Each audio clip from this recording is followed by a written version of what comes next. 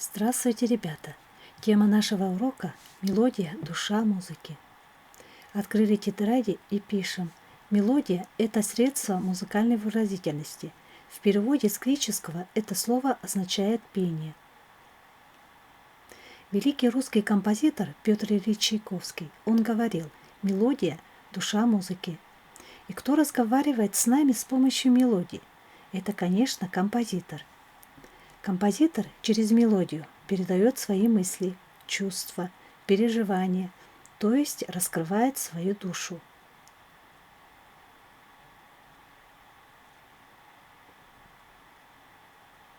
Слова делают предложения, а музыкальные звуки делают мелодию.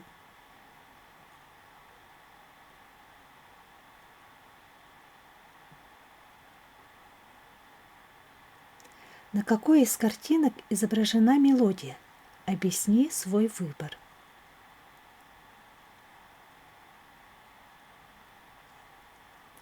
Мелодия – это звуковая линия, в которой звуки связаны между собой. Мелодические линии, как линии графические, могут быть прямыми, жесткими, волнообразными, гибкими, простыми и сложными. Можешь придумать и нарисовать плавную мелодию, скачкообразную мелодию. Мелодии бывают разные. Веселой, грустной,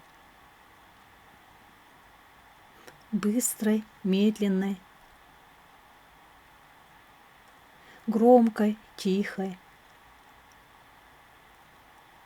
вокальной, инструментальной. А что такое симфония? Это крупное произведение для симфонического оркестра. Мы сейчас с вами послушаем музыку Петра Ильича Чайковского. Это симфония номер 4, вторая часть. Внимательно послушайте и определите характер этой мелодии. И послушайте, какие инструменты там звучат.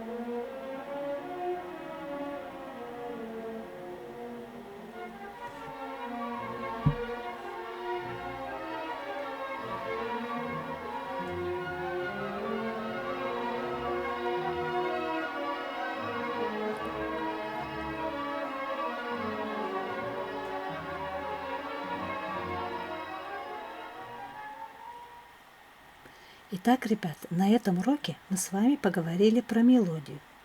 Я вам даю домашнее задание – нарисовать музыку Чайковского. Что услышали, что увидели в этой музыке. На этом я заканчиваю урок.